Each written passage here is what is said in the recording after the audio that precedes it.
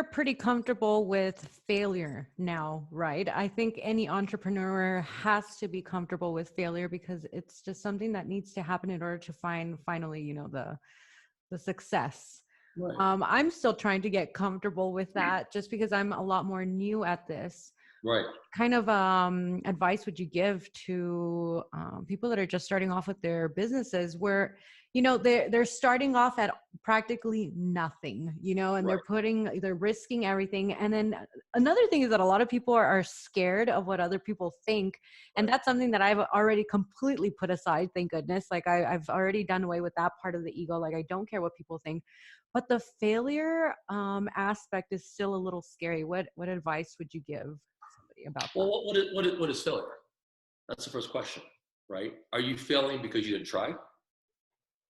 Are you failing because you tried and gave into other people's opinions? Are you failing because you ran a successful nightclub for 3 years and by year 4 it didn't work? Is that a failure? Are you failing because you made it to the Hall of Fame and now nobody recognizes you when you walk the streets at 75 years old? What is failure, right? Failure is what you want it to be, right? Everything we do goes up. And if you don't start, you never start anyways. If you're doing it, people support you. If you're there, you've changed and you're not the same person. If you get to the top, all of a sudden you become arrogant and you forget all this at the bottom. Living up to those other people's expectations makes your life miserable because they don't give two shits about you and what you're trying to do. And if they did, they would be happy from here to here and they would guide you and encourage you. And I talk about your right circle. And you're failing at any level, right? Think about this. Even people that we knew growing up watching movies, this current generation doesn't know. Like I have my interns watching Arnold movies. They don't know who the hell Arnold is. They don't know who Jean-Claude Van Damme is. Does that make them a failure? In their eyes, they've never heard of them. Maybe to them it's a failure. It's relative. Failure is very relative. The hardest part is admitting why you failed. And being honest with yourself and having a good cry. And then getting up and recognizing that you might not be with these certain people anymore. Or they have their bad stories about you and they have their versions of the stories. And you have your version of your story. And then do you feed that dragon and that ego or do you let that shit go and continue on moving forward? And I've been caught in all those scenarios. There's people that say great things about me. There are people that don't like me at all. The people say I'm a crook. The people say I'm the most honest person in the world. It doesn't matter because all I know is I'm doing the best that I can possibly do. I have no problem going to bed at night sleeping. I have zero problems with it. What I try to do now is I try to be as clear as I can, but even the clarity sometimes is still caught up with people not understanding it. And then that leads to failure. It's how you overcome this failure. I know everyone talks about it. It's like, well, how do I overcome this when I just started going from there? Listen, there's reality. Let me tell you what my biggest issue is. Most kids that get out of college, when they actually do a job, they go work in the sales industry on retirement plans and annuities. Who the hell is going to buy someone from 22 to 23 years old and you're going to tell me how to plan around retirement, my money, when you don't even know how to pay your rent in your apartment? But it's a job and it's a entry-level job and it's going to pay. And I'm not knocking it. But the reality is you're not a financial expert as someone who's been doing it as 56 years old. That's just the reality, right? And that's what I mean by being self-aware of yourself.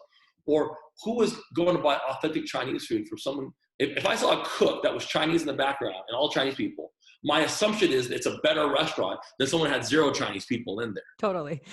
It's an assumption, and that might not be true, but it's an assumption, right? You have to be realistic with what your endeavors are. You're not going to give financial background to someone who isn't financially successful. You're not going to take, you're not going to take exercise and workout routines from someone who is 450 pounds. You're just not. And I hate telling people this. It's just a reality, and it's the self-awareness I keep saying. And if you know that, then you're going to limit your failures because you're honest with yourself. I can't do this. I can't do this. And the other thing I tell people is, I'm afraid. You're afraid because you haven't prepared. Think about what I said about that. The more you prepare, the more that you have all the answers, the more of a chance of success and less as a risk. There's a process that as you're learning and you're growing like you and I do, and there's a process just to start. And most people get so hung up by the words and the education and the lack of the people who aren't successful. I call them still people, right? I put this up yesterday on my Instagram. I saw it. Mhm. They're all still, right? 10 years ago, they're still doing the same thing, same job, but they know everything about you and me. And, we're doing this and that. And they haven't evolved. And all the suckers around them are doing the same thing. And no one's asking, well, why the heck has nobody involved from this group or things like that? Because it is a comfort level of stillness. It's more comfortable to be uncomfortable than it is to work out there and try to make yourself comfortable. That's what happens. Yeah, And I see that a lot when I go home and I see some family members and people that I guess I grew up with. There are a lot of people are very comfortable in their stillness, but then they're also very happy to be the first to criticize anything that, like, let's say I do, Lucas does, anything that anybody that's right, kind of moving is doing, but they're just still, so still that nothing is going to affect their life. They're just going to right, kind of keep going and coasting. Super right. interesting. I talk about that a lot because I grew up obviously as an Asian American with very, very humble upbringings. And I talk about my parents, and my parents, I didn't have the best relationship with my father growing up. We've become very, very close. My mother, you know, really worked her behind off with no education, the circumstance that we were in. And what I realized was I was so angry at my dad for many, many things that he's done as his development as a human being and man. And what I tend to forget is there is no playbook for my father. There's no playbook for our mother. Shit, we don't even have a playbook. The fact that they couldn't Google anything, the fact that they had to learn on their own, and they came from an environment that not necessarily, if I was in that same environment, would I be any better. So we tend, because they are our parents and our figureheads, they have to be perfect and they have to be right. And all our family members criticize, and it's like we listen to it. And what happens is we become very reactionary towards what they're saying, even if it's not true. Then it leads to an argument, which then gets you nowhere. Where instead of we're trying to again talk about EQ and identifying with that person, because when I go back to what my dad and the things that he didn't necessarily do that was great, I go to my grandfather who wasn't great. But do I blame my grandfather or my dad? Do I blame the fact that my grandfather didn't have a father when he was 2 years old, and my grandfather was born between when it became a king, a monarchy, to what it was, and then being in a communist revolution? And if who do I blame on those circumstances? Because they didn't know any better. And so when I come home and I'm starting to get criticized, it doesn't bother me. It doesn't bother me because I don't care. It bothers me because I care. But it doesn't bother me because I know they're coming from a good intention and their best perspective. And I ask myself, if you were growing up in that same damn situation, would you be able to have this enlightenment or this perspective that is so different than the way they were taught? And what ends up happening is we don't want to spend time with our family because now they're just being this and this. But have you really tried to identify and relate to them and try to heal and say, you know what? My dad did that because he didn't know any better. That's, to me, is a true human being in love. And nothing would break my heart more. So I'm so close to my niece and my nephews that if I had a kid and they resented me for the same stupid shit I resent my parents for or resented for, because my intention is to be the best possible man I know how to be for you and sacrifices. And we tend to forget that because we think we're owed it. They don't know a shit. They could have left us on the side of the damn street. And we're not looking at that perspective. Because we're looking about how you didn't do this, and you didn't show up to the game, and you weren't here, and you did that. Who the hell said they had to do that anyways? There's no fundamental thing that they had to do that. They could have given us for adoption. But if you look at it from the perspective, what ends up happening is this was me and my dad. You start self-healing. You start realizing that you did your best. And that's really, really scary. And I'm talking again about self-awareness and ego. Then when the criticisms come, you realize why is it coming? Where did it come from? And then you start trying to talk to them about it.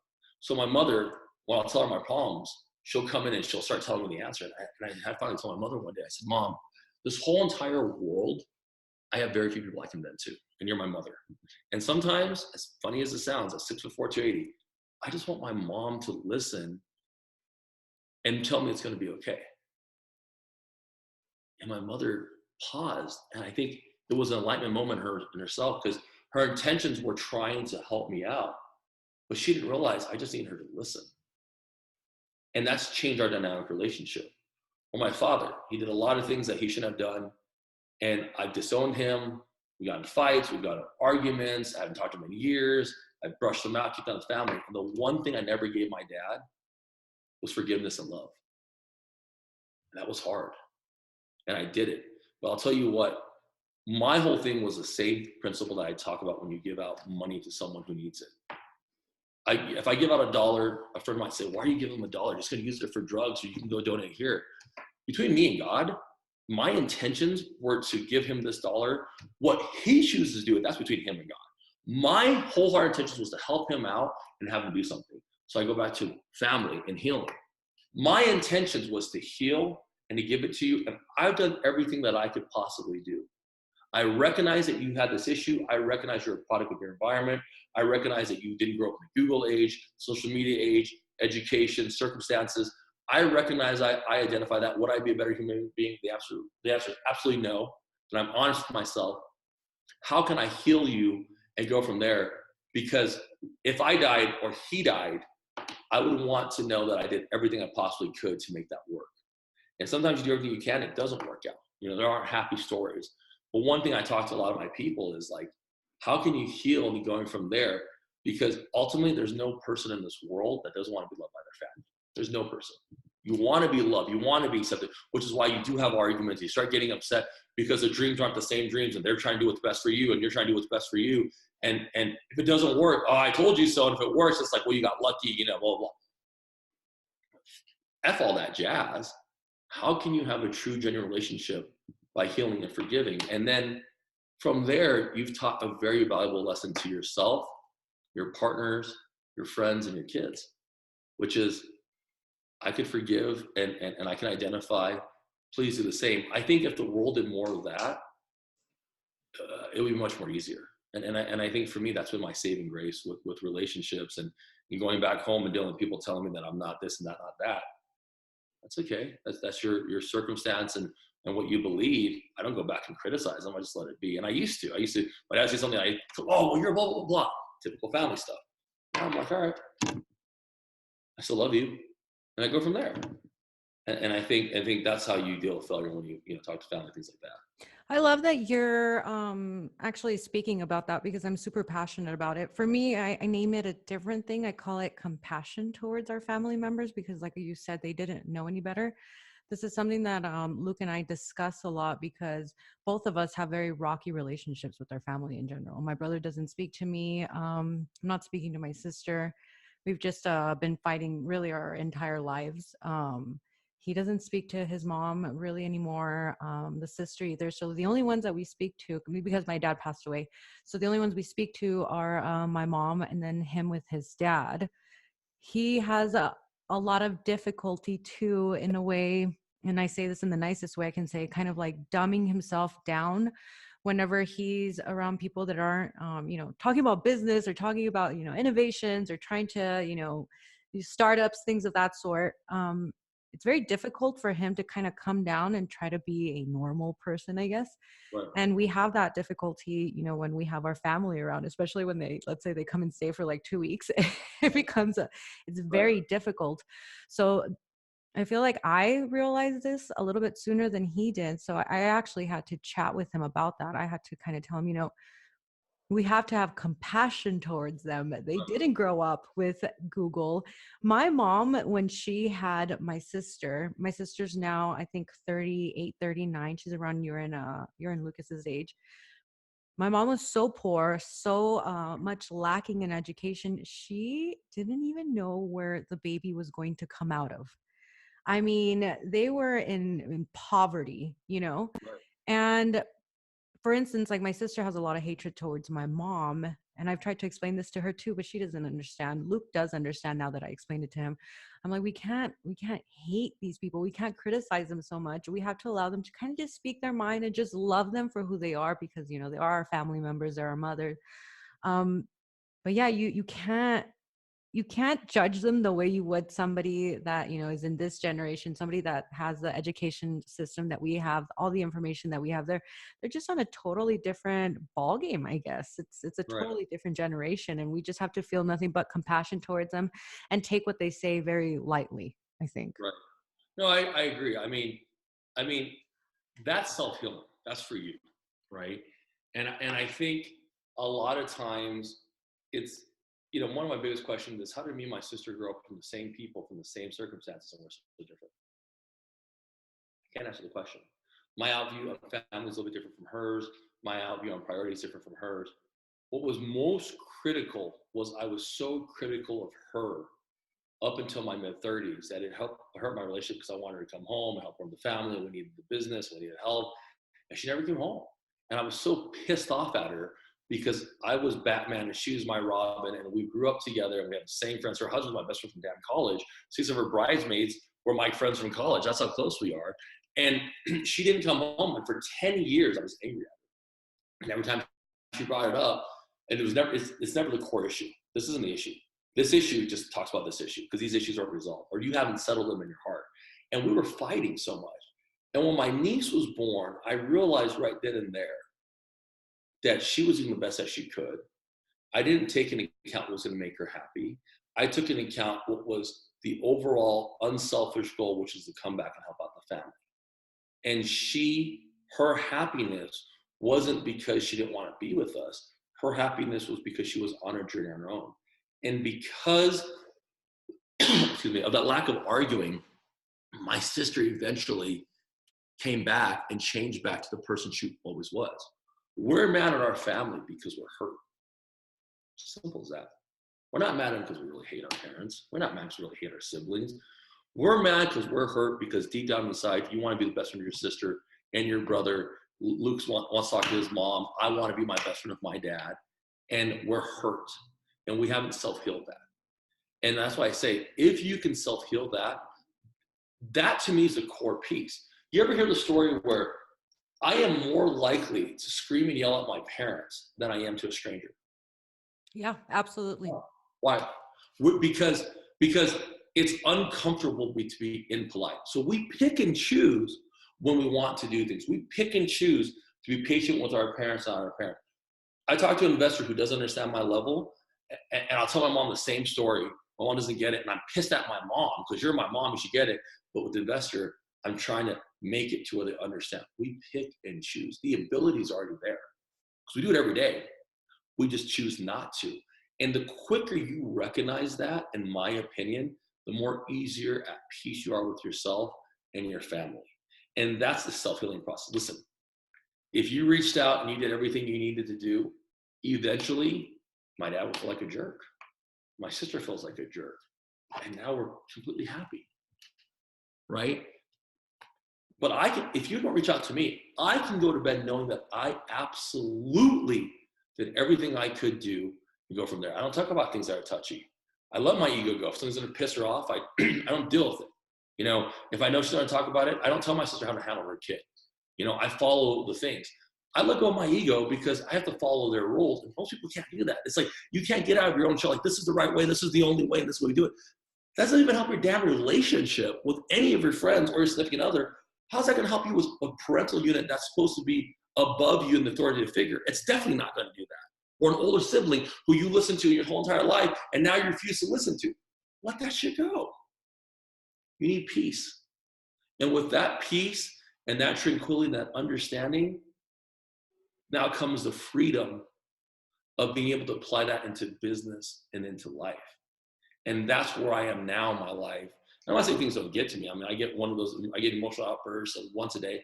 But when I really sit down at night and I think about things, shit doesn't even matter. My sister and I got in an argument 3 days ago. I don't think I was wrong. The first thing I did was I apologized to her. What does it matter? What does it matter? I don't You just remember. want peace. That's all you want. I don't remember every apology I ever said. I don't remember every time I had to swallow my pride. I'd rather swallow my pride and apologize than never have her or my niece in my life. And so the real forgiveness, and you talk about compassion, is within you.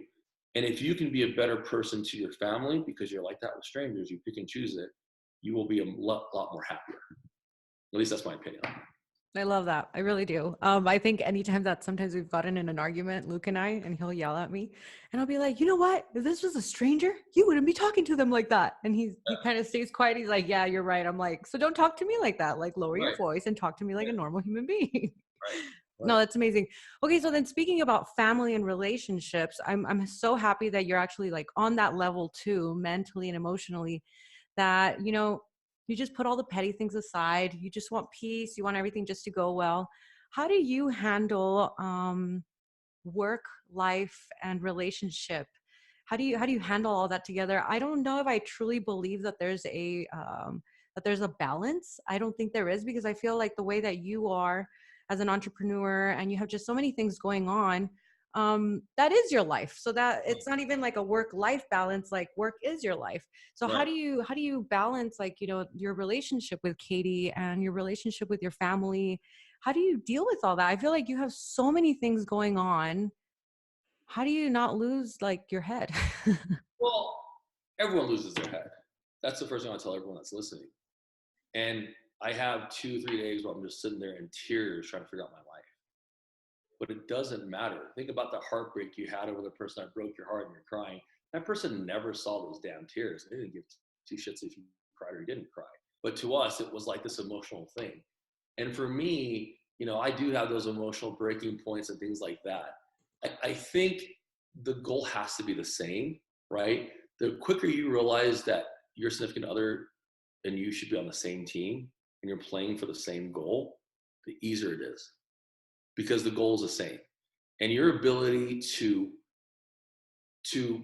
really explain that comes down to your ability to be patient, as if you would explain it to an investor or a 5-year-old kid or a 7-year-old kid, right? That's the reality of it. Or your boyfriend's mom. I mean, that's the reality. You really are a lot more patient. If you take that same thing when you're talking to people around you, it makes it easier. I think the work-life balance thing, to me, I used to believe that you would work nonstop and then you would achieve your goals and everything else came in second. And I did that for about 10 years. And this is why most people who are billionaires blow their brains out, and millionaires. Because when it's all said and done, cars don't mean anything to you anymore. The purses don't mean anything to you. The travel gets lonely. The food gets bland. You've already had all the travel, all the food, all the clothing, all the nice shit you can buy, and you're alone and you're miserable. And to me, I made a decision that my ego didn't need me to become a billionaire or a 9-figure millionaire or anything, anything crazy like that. I made a decision that when it was all said and done, I had to be with my family. And I remember this very closely. I was working my ass off. My parents had just lost their business. I was paying for their house, their cars, trying to keep the family together. And I didn't spend time with them, and I wasn't talking to them in a manner of respect that they deserve, because oftentimes when someone doesn't have the financial abilities, we talk to them lesser than, especially if it's family members, because you can't possibly know more about life because it's business. Those two things are absolutely unrelated. Look, Bill Gates might be the greatest mind that we think of, but to his kids, he's dad and he's still a dickhead. Yeah. Yeah, That's so true, right? true. It's true. Like to us, Gary Vee's the greatest guy in the world. Gary Vee's kids might not like Gary Vee. He's just, I don't give a shit for Gary Vee. You're still my dad. You're like, cook me breakfast, dad. Look at Hurry up. breakfast, look at that dad baby dad. I think the reality of the situation is that we tend to forget that. You know, we tend to forget that. And when you try to work life balance, it's a choice, right? Most people are like, I'm so busy, I couldn't make this thing from 3 to 6, to some kid's birthday party. You knew about a week ago. Maybe you watch a little bit less Netflix on your time off and do that work, or maybe skip that one day in the gym, or maybe not go out and drink and then take the 3 hours that you blew that you could now finish your work and then go from there and do this event. We choose not to. It's a choice. Yeah. And the quicker you admit that, the better it is, because at least you're honest with yourself. I just didn't want to go. It's simple as that. Now, here's my reasoning why I didn't want to go, and it makes sense to you. But we all know when we're lying to ourselves. We know what the real reasons are and why we want to go from there, because it's circumstantial, right? It's like all of a sudden, if it was something great, I'd be there. Hey, if I was going to get $1 million on that Saturday from 3 to 6, guess what? My happy little ass is over there. I don't care, right? It's us not breaking what I call the contract with yourself. You have to Okay, explain a little bit more about that.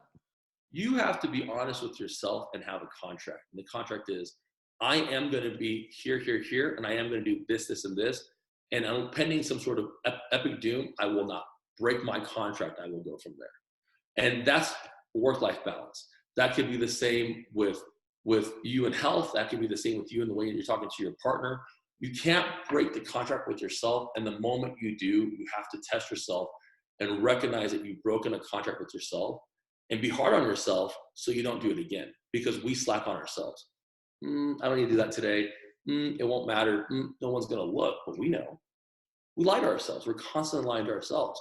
So by not breaking the contract and sticking to your core values and your beliefs and attending things that matter, that's work-life balance. That is truly being compassionate. That is truly being loving. That is truly being a good friend. And that's what matters, because you would never miss your kid's first recital because it's your kid. You chose it. But all of a sudden, circumstantial when it comes to everything else, it's circumstantial, right? Sometimes I know you can't do it economically, and sometimes I know you can't do it because of time. But at least be honest with yourself, and then recognize that and go from there. That's great. Yeah, I feel there's a lot of instances. I'm kind of thinking, swifting through my brain right now of things that I haven't been able to like attend or go to. And in reality, it's just because I genuinely just didn't want to go. Right, You just have right. to be honest with yourself. And there's nothing wrong with that. It's just, you just didn't want to go. I mean, Yeah, but the less you lie to yourself, it's like a habit, the more better it is, because then you just realize that you can be honest with yourself. So then you understand the circumstances, and then you understand maybe you're just being a selfish person, you should go. That's yeah, happened to me before. I'm like, dude, they've attended 3 events. You're being really, really selfish. You need to go. Right? That's being honest with yourself. You can't spoil yourself. And all of us spoil ourselves. And that's a problem, because it's not, spoiling yourself does not mean you don't take care of yourself. It means that you're giving yourself slack when you shouldn't be. That's not helping you, that's hurting you. And I think a lot of people, again, have to identify with their egos and say, okay, I really am being a spoiled little brat to myself. And this is now affecting all these relationships. I got to get off my butt and make it work and go from there. really love that. Really, really love that. Okay, so let's talk about something that I just learned right now as soon as I got on the call with you, something that you do that's very unselfish. So you're involved in several different ventures at the moment, but you're involved with the NACL. Can you tell us a little bit about that? Yeah, Play in ACL was developed this summer with, I was very, very lucky. I had 12 interns that when I was speaking at the universities from 5 different universities that applied to my program, they came in, they worked on this, and we started a nonprofit collegiate league. And it was for the love of esports. I love esports. I grew up playing video games. It was my outlet. It was my virtual world. It was something that I could do. And of course, I was told we're never going to make money off of it, like every parent would tell you as a kid. But the world has changed, right? There are streamers that are making tons of money going from there.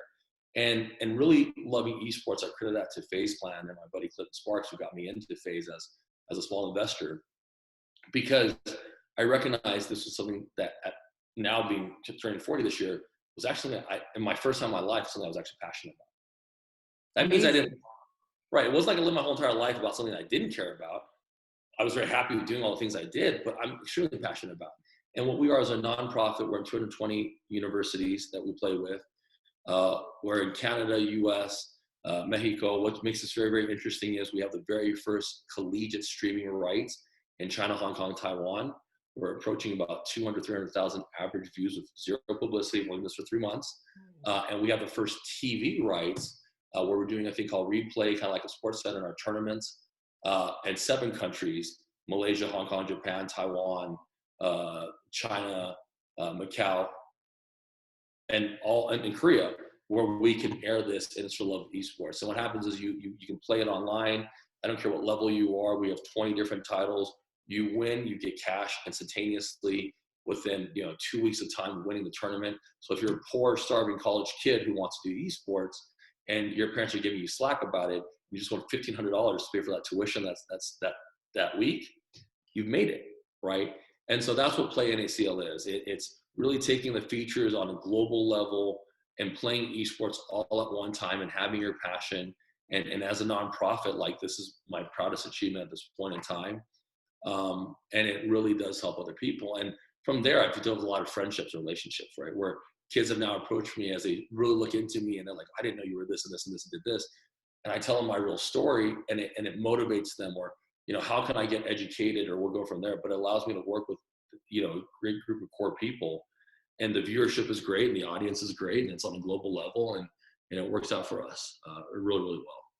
You got involved with that through FaZe Clan. How did you get involved with FaZe Clan in the first place? Well, I didn't even know what it was exactly. And then Luke's like, it's esports, Carla. And we're like, oh, yeah, of course. Amazing. well, I didn't get involved. I got involved in esports because of FaZe Clan, and then that made me find an ACL. So those are definitely two different things. But I got involved with FaZe Clan because you talk about karma and about timing, and that's I'm glad that you brought this up. We talked about 10 years ago at Rockstar. Clinton Sparks came a DJ. Now Clinton, if anyone remembers, he was on E News Daily. He was a music correspondent. He's Grammy award producer.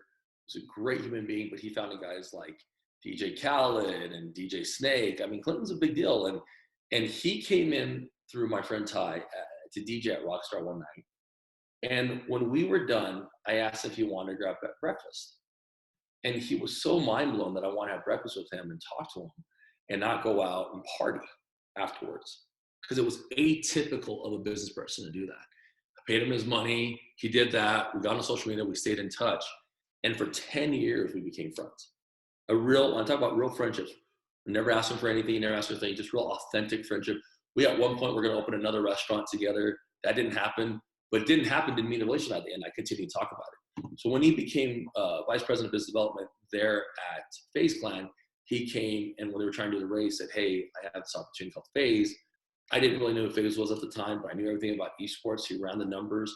They have 10 billion views in 2018, billion, Whoa. 330 million active subscribers.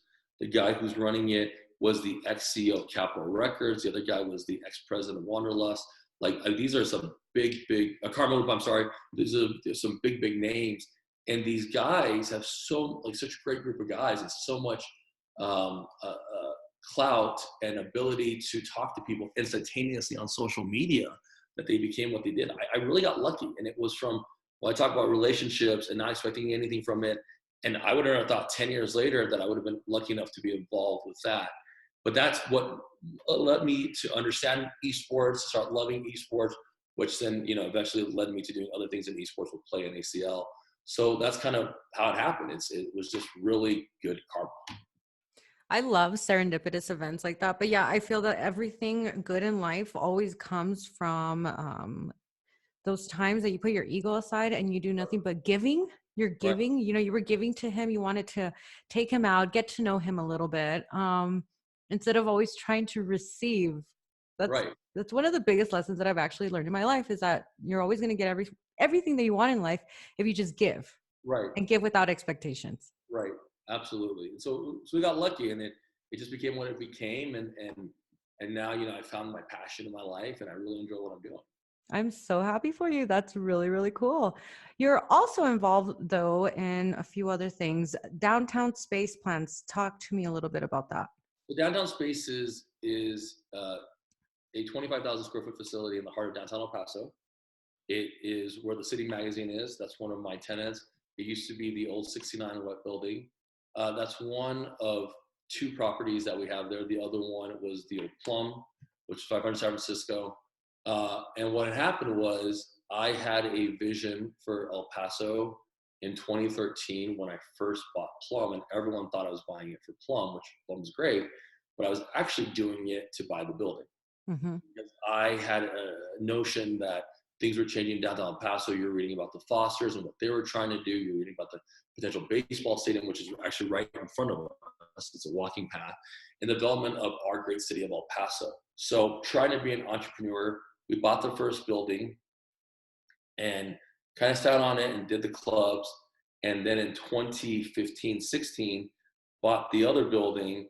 And literally it has been a project for, at this point, 6-7 years, which would have taken a year, because 5 of those years was me trying to educate myself to be a better real estate person. And that's how I know that when I read these courses online, I hear these things with these guys, there's so much they don't talk about in real estate that you're so blindsided by things that happen.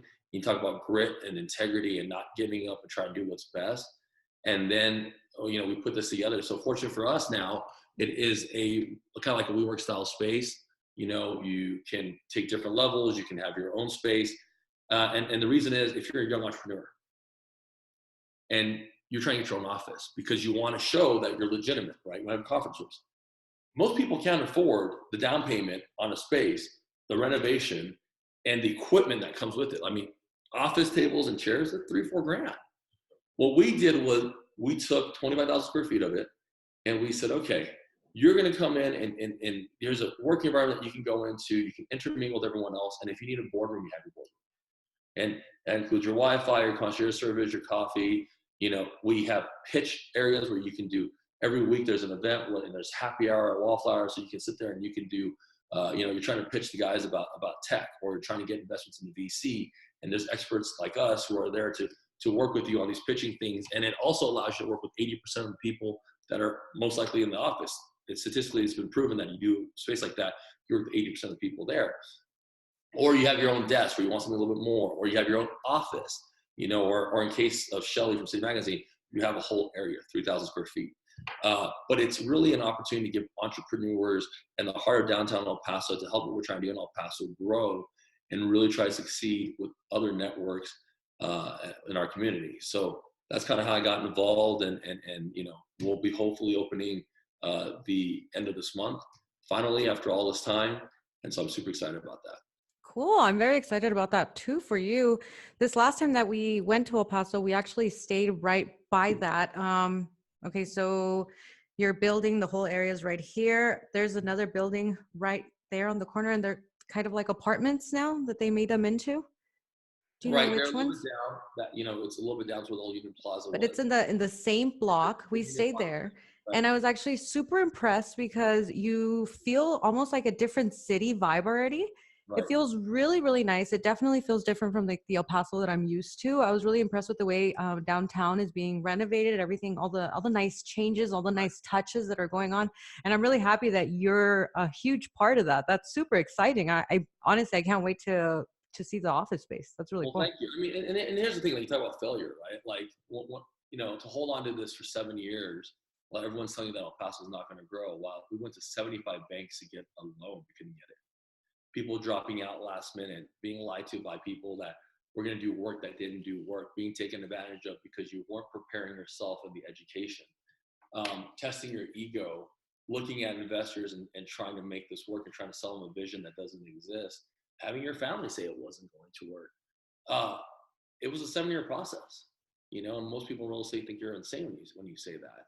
And it's not perfect. And there's a lot of learning lessons that now, if I did another project, which I eventually will do, I can probably get it done in 3 months or 6 months as opposed to the time it took me, because you don't know the right way. And not everyone's really playing on your team. And it taught me not to give up because I didn't have a choice. It was my life savings at that point. It was millions of dollars of other people's money, my money, trying to make this work and not trying to fall flat on my face. And it was much more easier to give up and not do it. And you talk about being first, and you talk about timing. We had opened 3 restaurants 2 years before that all filled within 6 months, all in downtown. And it wasn't because the concept sucked, because King Crab is doing great on the east side. It was because it wasn't the right time, or things weren't serendipitous. And that's what I mean by you fail, you calculate it, you understand it, you put it in, you have everything that's working. It's working on the east side, it's not working downtown. And all of a sudden you're in cahoots and you've lost it all. What could you have done differently? Not a damn thing. You could have done it 2 years later, but who the hell would have known that? Nobody. Right? That's what I'm talking about when it comes to things of like failure, because the concept works on the east side and it's killing it, not necessarily so much in downtown. So, working through those type of things, there's some things that are just unavoidable failures, and actually having the guts to do something that's different than everyone else. And, it was big. It was definitely a learning lesson, and it has been, but, I'm grateful that we're at the point where we need to be and do what we're doing. Yeah, I give you a lot of credit for that. I mean, I've never done anything like that in my life, so I wouldn't be able to be, one of those people that that you call like haters, or people that even have the right to say anything about the things that you've done. And I can't imagine the amount of pressure you must feel, when you have other people's money in stake for these projects that you're working on. It must be so stressful. I can't even imagine, going home at night sometimes and then knowing that something's not going to work out, and then having to tell all these people, hey, like, thanks for lending me the money, but it's not going to go through. Right. I think that's what people talk about when we talk about failure, right? That's the scariest thing as a business guy, is when it's not going to work or it's not going as planned. And what I've really learned about myself in that time is I'm a people pleaser. In other words, every time I did an event or something, I was always trying to be the most courteous person. Like when I was a club owner, I was like, I'm not gonna be mean to anybody. I'm gonna talk to everyone. I'll be friends with everyone. I don't care how old you are. I'm gonna be super cool with you and super dope. And then when it was over, I didn't talk to half those people. Or it's the same thing here. And most of the times, we self-torture ourselves. It's all in our heads. There's shit you can't do about it. So what do? We start blaming, we start getting upset, we start getting frustrated because it's not the plan that we needed to do.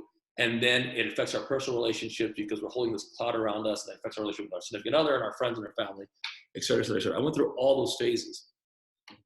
And I just realized, like I said to you earlier, survive 100% of my worst days. Hell am I worried about? If it doesn't work, I'll do another one. If it does work, I'll go from there.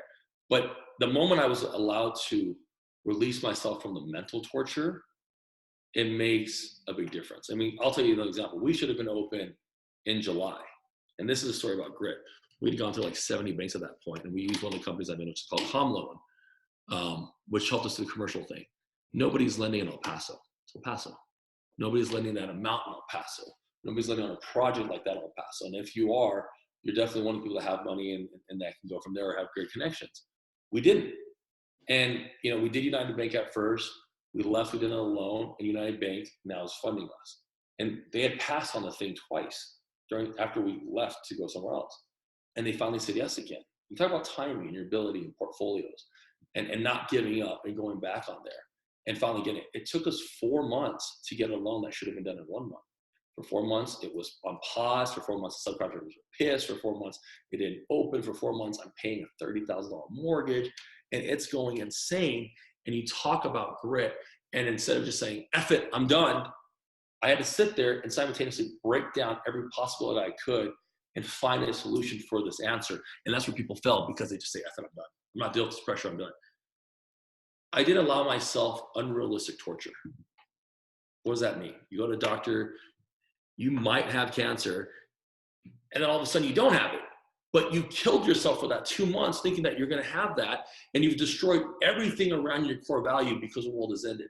And that's not to take light of anything that I'm saying about cancer. It's just to tell you that there are so many circumstances that just don't exist. The plan never works the way it has. Your plan doesn't work. My plan doesn't work. It didn't work when I thought I was 18. It's not working now. It just happens. And what people have to realize is we're like water in the stream. We're just flowing. There's very, very little things that we can do. There's very little things that we can accept. There's very little things that we can change.